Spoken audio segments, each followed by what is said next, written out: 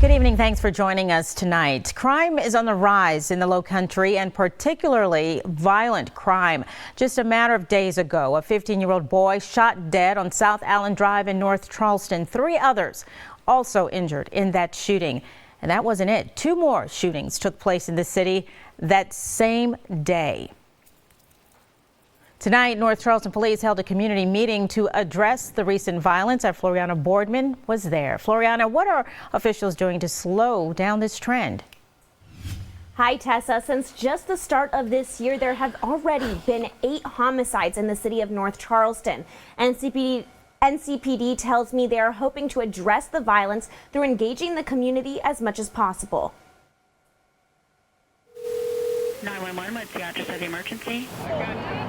The sound of distress. I'm located at South Allen Drive. There's somebody who's laying on the ground. I just heard a lot of gunshots. After 3 shootings took place this Saturday. Is at the front gate. Is at the front gate. Somebody just shoot the police security guard. 2 of which were deadly. The victim is right there outside building 6000. There are people around him. I think he's dead. Chief Burgess says this hits home after his mother was only a block away from a shooting that took place just this past month. The first woman in your life that took care of you, bathed you, raised you from a young man, was there when you got married, was there when you had your 2 kids, was there when you had your downs and your ups, call you at night and say, son, they're shooting up here.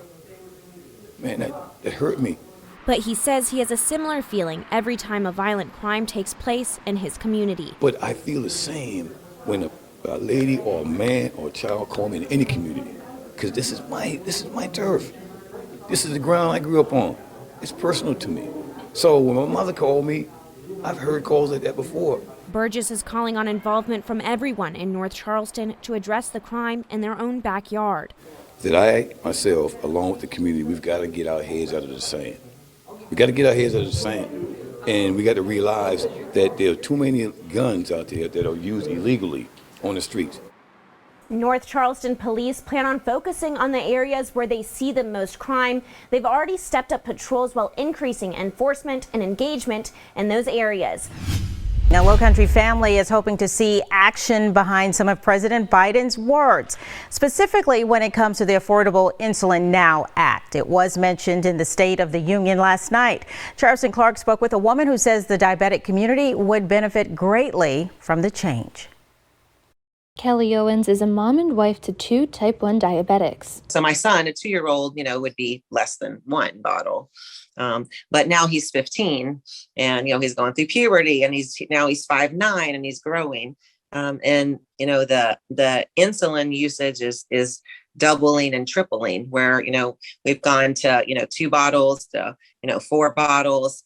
And so it's an ever-growing need. According to the CDC, 1 in 10 Americans has diabetes. Insulin isn't a cure, but rather a life-saving treatment. But the price may be too high for people to afford it if the out-of-pocket cost isn't dropped to $35. A 100-unit vial is going to run about $250 to $300, and if you use pens, they would run probably around $450 to about $600 based upon the different type of insulin that are required. Owens says her insurance covers part of the cost, but they have run into another issue. Sometimes if you need 5 bottles, the pharmacy might not have 5 bottles. And so you might go get 1 and, and try to get you through. And then you'll have to go back, and get more because, again, you think of a pharmacy and how many people they're stocking insulin for. They might not be able to give you 5 bottles. Owens hopes the Affordable Insulin Now Act can help save lives. I mean, making things affordable is critical. People, again, in the diabetes community, of which we've been a part of for many years, is they talk about rationing of insulin, of what people do, that they, try to cut back. They let their blood sugars run higher so that they don't use as much insulin. And it obviously, again, can be life-threatening and put your life in danger by trying to do that. The closest homeless shelter to Moncks Corner is about 20 miles away in Somerville. That's why advocates say it's overdue to build the shelter in Berkeley County. The county is so big, so massive, that it's ridiculous that we do not have one available shelter bed in Berkeley County. Torrey Liferidge is a pastor in Berkeley County. He has his eye on 5 acres of land that could be transformed. We propose to have about 40 shelter pods that could provide overnight housing for 2 to 4 persons per pod. He says during the pandemic, the need for a homeless shelter became even clearer. We see the displacement from the peninsula, and we see the migration here to what's considered more affordable, but we're also seeing individuals who suffered eviction. We're seeing families who have been doubled up. Berkeley County Councilman Tommy Newell agrees there's a need for a shelter, but not through taxpayer dollars. I haven't had any messages so far that said, hey, I like for my tax money to be used for a homeless shelter. I've had quite the opposite. And ultimately, it's what the will of the residents of Berkeley County want. Newell wants churches to come together to solve the issue.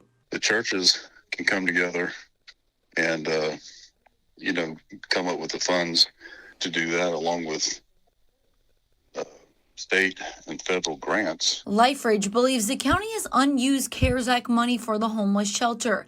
He is asking the county for a little over $2 million to fund the project. And we just want this to be about people, not about politics, not about perception, just about people. And we're just asking our county to help us help them.